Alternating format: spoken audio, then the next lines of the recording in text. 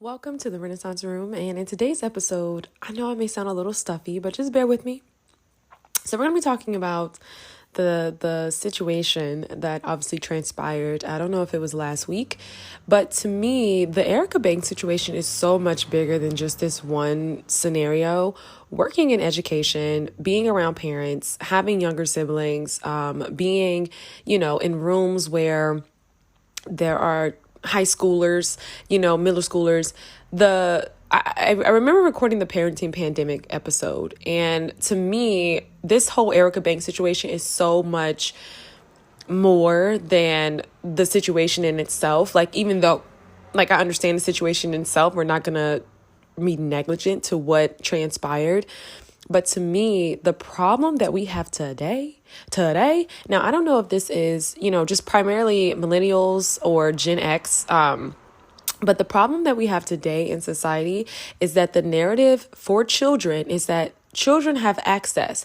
This generation is smarter. This generation has more resources. Just this generation knows more about life because of the information that is so easily accessible to them. And this is the problem that we have today because parents, a lot of older people, like I said, I think that I'm seeing it more commonly in Gen X and millennials, but there's this narrative that children are good to go because they know more than you, right? And the sad thing about this here is it makes us so negligent in regards to being parents and actually showing up and being good role models and actually showing up and guiding children. Children today have no guidance.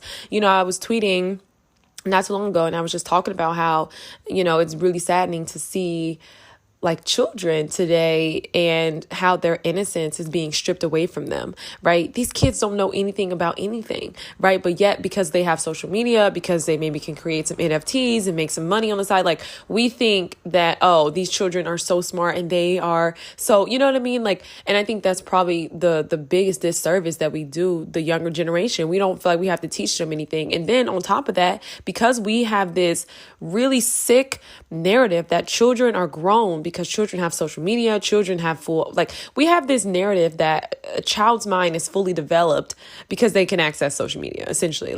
We feel like, okay, so when it comes to kids, they don't really have to, listen to certain things. They can get angry. They can channel their emotions. There's no real form of discipline. And we know that he who spreads the rod, okay?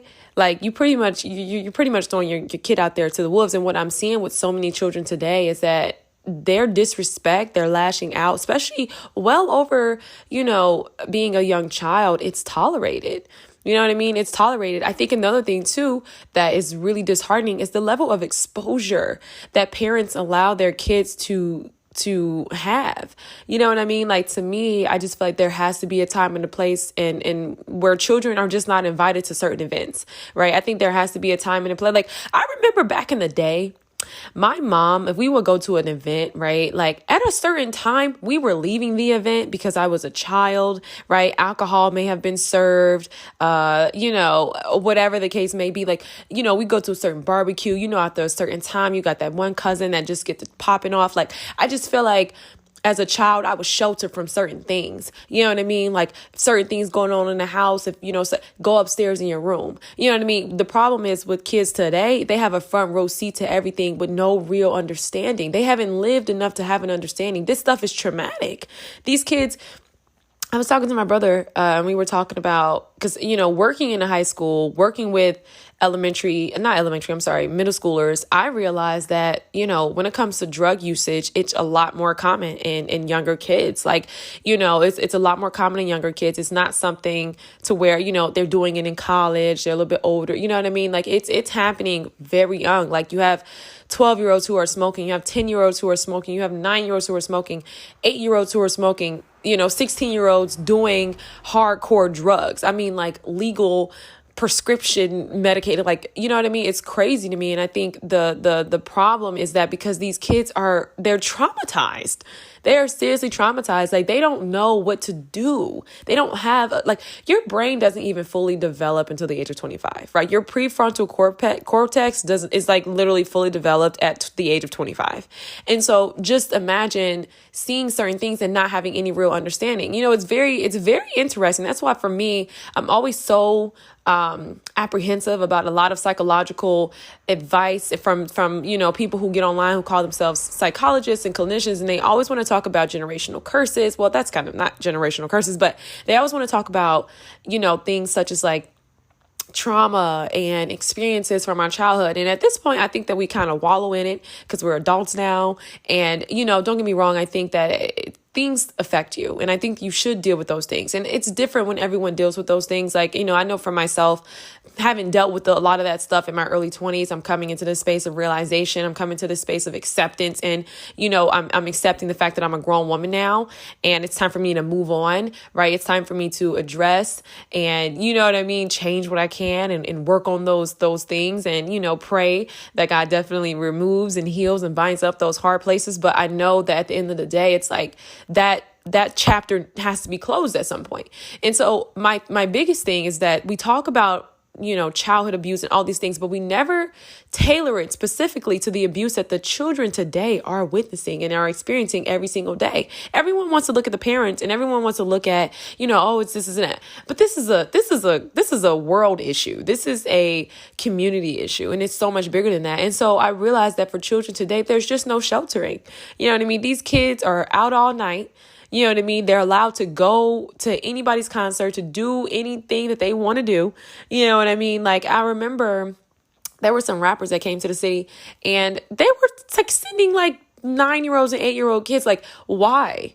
You know what I mean? Like, that's just not appropriate. Like, they're too young to really fathom like what's going on here. And I think, obviously it's very apparent we have to blame, culture in a sense of like certain industries. You know what I mean? We know that it's about, profit, and it's not really about morale. It's not really about, things like that. And I think the hip hop industry, the music industry has taken a drastic shift. I think that it was always kind of conjuring up these plans to deteriorate the Black communities, especially. But I think that at this point, it's been like, it's giving like full-fledged force, right? And you really feel for a lot of people who come into these spaces because you understand where they are psychologically, and you understand that they don't really know any better, even though they may be older, even though they may be the same age as you. I think the saddest thing I've always seen when it comes to women is the pressure that says you are not enough. You need to look like this. You know what I mean? You need to look like this. You're not enough. Nobody's going to listen to you. Your talent is not enough. At this point, cosmetic surgery is symbolic of you having obtaining a certain level of wealth. And to me, it's so disheartening. Like, it really is. And you realize just how many women are kind of cultivated into that space with that belief system. And so, one of the things that I always try to get people to understand is that even though they may be 25, they may be 26, they may be 27, these are young kids, right? These are young kids. And this is something too that I'm very grateful for. And I just kind of want to encourage anyone, just kind of like a sidebar here, I went to college after high school. I ended up dropping out. I was like 19, and I didn't go back to college until recently. And I can honestly say I had life skills, right? I learned street smarts. I learned the ways of the world, how to show up. I've learned the reality of pursuing certain creative endeavors, right? It's this belief that you have to have this team and this partnership to really build something successful, which I'm not necessarily negating, but I think that we have to realize at what cost. I remember I was trying to pursue a certain dream, and there was definitely someone who met me with a contract who was definitely trying to take advantage of me. But because I had been out, in the world, and I was kind of like doing my own little life skills, I had the ability to discern, right? I had the ability to trust my intuition and be like, yo, this guy is off. Like, this team is off. Like, something's not right with these people. But he was selling me a dream, right? He had the tools, he had the resources, right? The ammunition. I'm seeing it. I'm like, this could really be my big debut in what it is that I want to do and I'm really passionate about. But what you have to realize is that when you're young, people are going to exploit that. Older people, they can be white, they can be black. This man actually was not white. He wasn't black, but he wasn't white.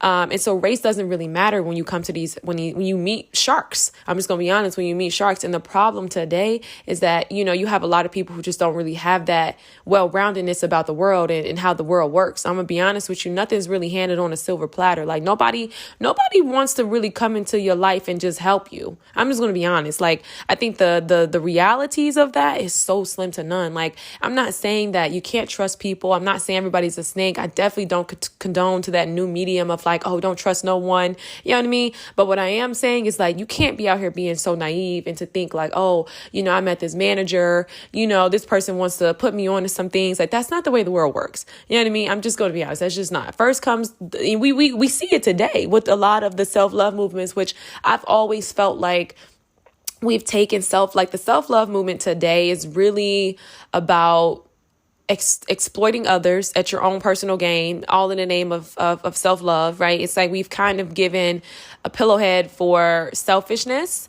You know what I mean? And it's a very interesting disposition that a lot of people take on, and it's really cultivating a culture of narcissists, and so I think with the self-love movement, we've really tailored it to materialism. I think it's like literally like the same as materialism. Like, I don't think it's anything about internal self-love. I think it's all about materialism. I get on Instagram and I cringe every freaking time I see so many girls on here like, that girl, the number one, his favorite, it can never be me. Like, it's so weak to me. Like, it's just so weak. Like, and I'm not coming for the girls. I mean, I'm just saying, like, I realize that in today's society, like to confidence today, y'all got it confused with arrogance. Like, arrogance is the new confidence. Like, and it's very interesting to see to me. And you don't really have to put in any work, any personal development, work on your own goals. If you want to be a painter and you out here trying to be a rapper because you feel like, you know what I mean? Or you may even want to be, a science engineer or whatever. Like, I think there's so many careers out there that I don't even think people really take the time to explore. So don't let me, just use those very common examples. But there are a lot of different careers that you may really love. And I'm going to wrap this aspect up because we kind of getting off topic, but by saying that, you guys, you have to get out there and try things. You know what I mean? I really didn't get where I am today without trying a lot of different things, and I'm still trying things. You know what I mean? Like, still trying things to this day, and that's what I would always encourage people. Like, if you're still trying to figure out what's your wave and what's something you want to do, you have to try things, and also know too. Like I said, when it comes to certain careers, you're trying to build a team, you're trying to do certain things, just realize everybody's not rooting for you. And, it may take you a longer time to do it by yourself. You may figure out that, hey, you know what, this career that I want to pursue, I'm passionate about it. I'm not really willing to put the work in to make this, supplement my income. And that's okay. Keep it as a hobby. You'll never regret doing what you love, regardless if you don't get any money from it. And so that's something that I definitely want to encourage you guys to know as well, like, for real, okay. So anyways, getting back on topic, the problem is that right there. The problem is that, when it comes to the younger generations, we feel like we don't need to teach them anything. We feel like these kids know everything. And because we continue to permeate that narrative, they roll with it. And then they start to exploit us. They start to disrespect us, and we start to condone it and say, oh, this is all in the name of this child knows more than me. You know what I mean? Like, and I think that that's the thing that we've tripped up today. Like, people say things like, oh, these children are seeing this every day. That's not normal. And that's not something that we should be condoning. You know what I mean? So I would definitely say we are in 100% a parenting pandemic. I would definitely say for every man and woman, be mindful of the people that you choose to lay down with. Be mindful of the people that you choose to have a kid with. This is exactly why God never ordained for us to live out here in all this promiscuity. We were never ordained for this. Like, this is the sole reason why, because you have a lot of broken homes. And I was speaking to someone who was basically saying that the father and the mother didn't work out, and now the mother's moving across the states, and the daughter will be away from the father. And, it's a huge difference in a young girl's life to have a father. Your father is your disciplinarian, and what I realized is that for so many young women, it's not really like always the lack of fathers, but I can definitely say not having anyone in your life to discipline you, not having anyone in your life to kind of show you that, like, even if your dad wasn't perfect, but like just the presence and the mere reliability, the stability, the sturdiness, of a man, it makes a difference. And I realized that, because we lack that so heavily in our communities, you have a lot of young boys who just never do anything with their lives, or are really struggling to find themselves in that sense, because they don't know what to go, where to, you know what I mean? There's no role model in that aspect.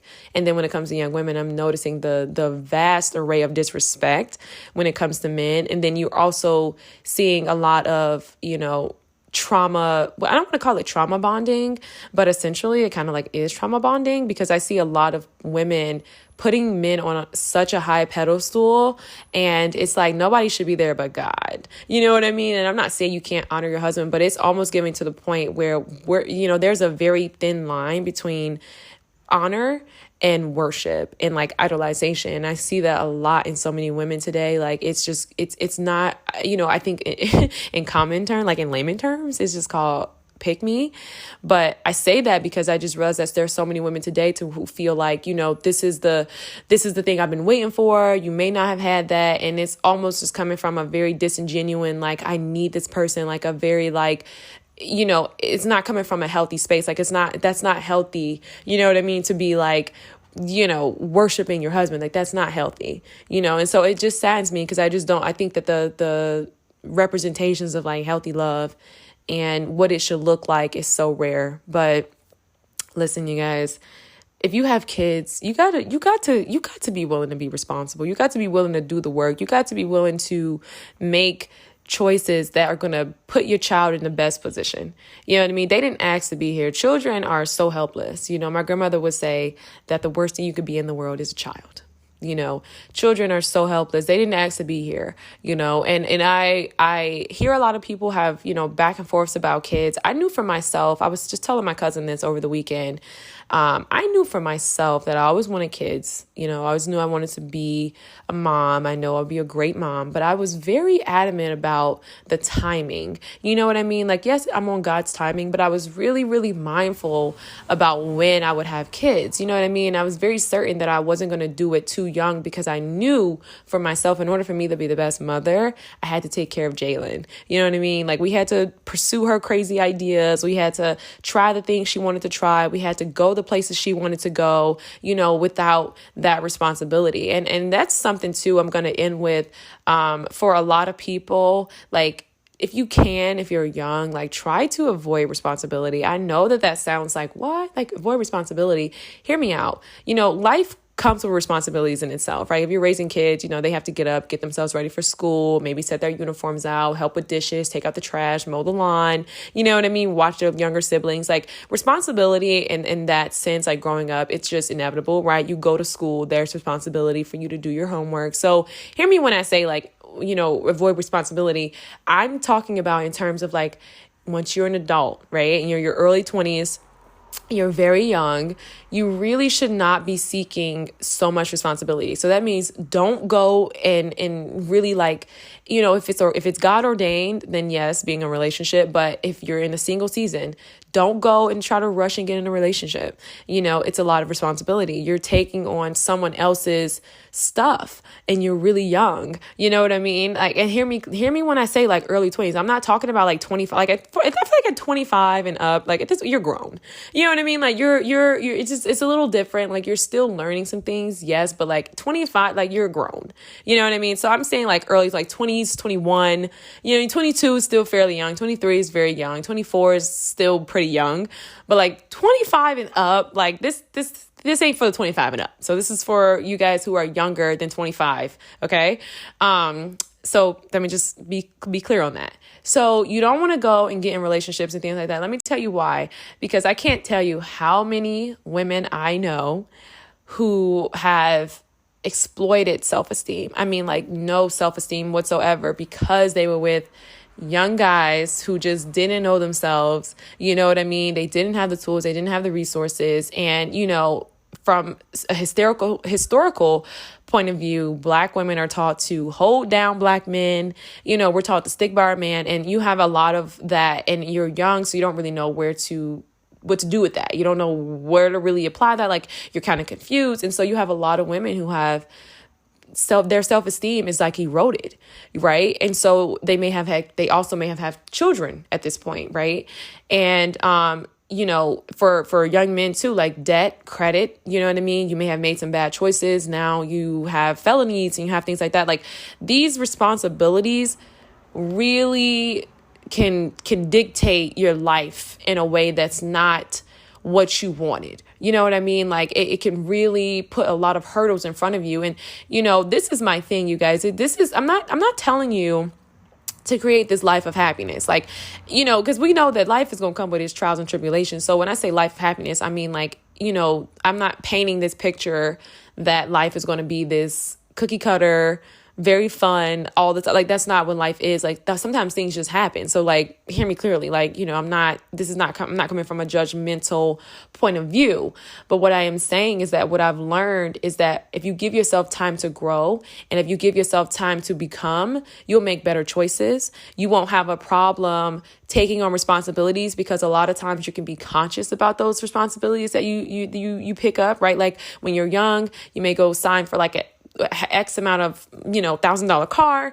You didn't really consider that long term, like you know what I mean? Like, you just don't really have the intelligence, honestly. You really don't, to make certain choices. And especially if you're coming from a certain community, which we know the Black community is really deprived of a lot of resources and education and things like that. So there's not really any formal education in regards to how to handle these responsibilities. And so now you're just stressed, you're burdened, and, you look up and your life passes you by and you're really upset because you didn't get to do the things that made you happy. You know what I mean? So I'm not saying that children are not a beautiful thing. I think children are a beautiful thing, especially if you are able to, you're with you're in a relationship, you're married. That's, that's the way God did ordain it.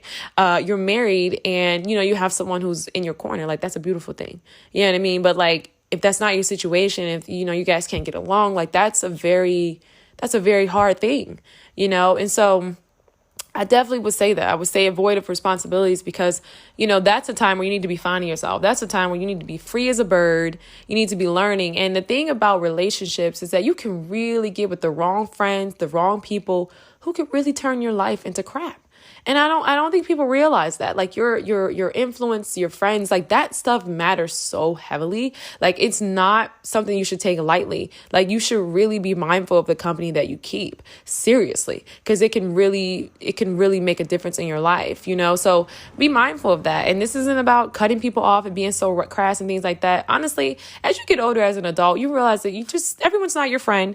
You don't need to bring everyone into your BFF circle. You know what I mean? That's just, and I've personally never been that way. I grew up, having to be a little bit more hypervigilant than the rest, praise the Lord. I think it worked out to my benefit. I don't have any regrets there, but you just want to be mindful of those things, right? So the problem in regards to this solution here, the problem in regards to this situation here is just the parenting pandemic.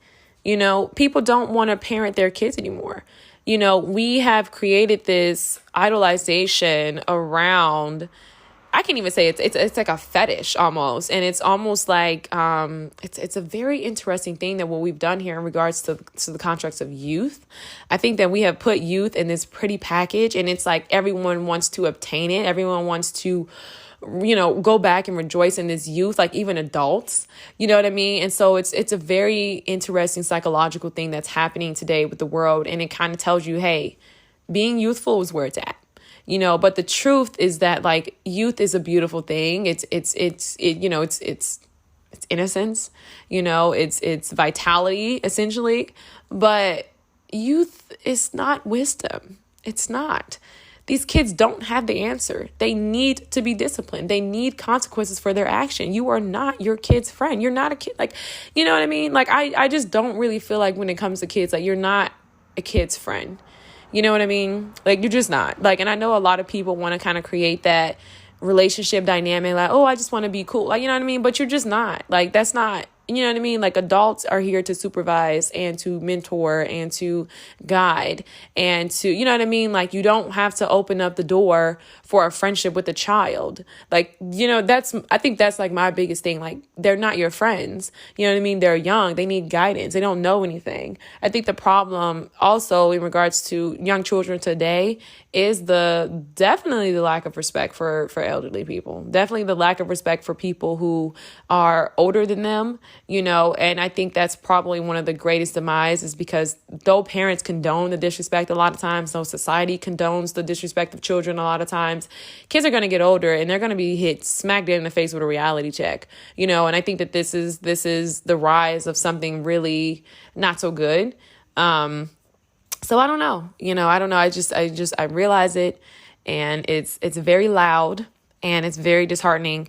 So, hey, that's my take on this situation. I think that is so much bigger than this. I think that the problem is that no one sees anything wrong with it.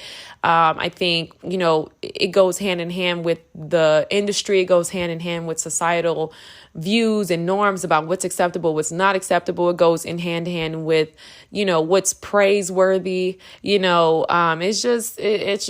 a very interesting, it's a vast, like, it's a huge array of problems that tie into this one situation. Like, it's not a matter of, if it was a man, you know what I mean? I think that, I get it.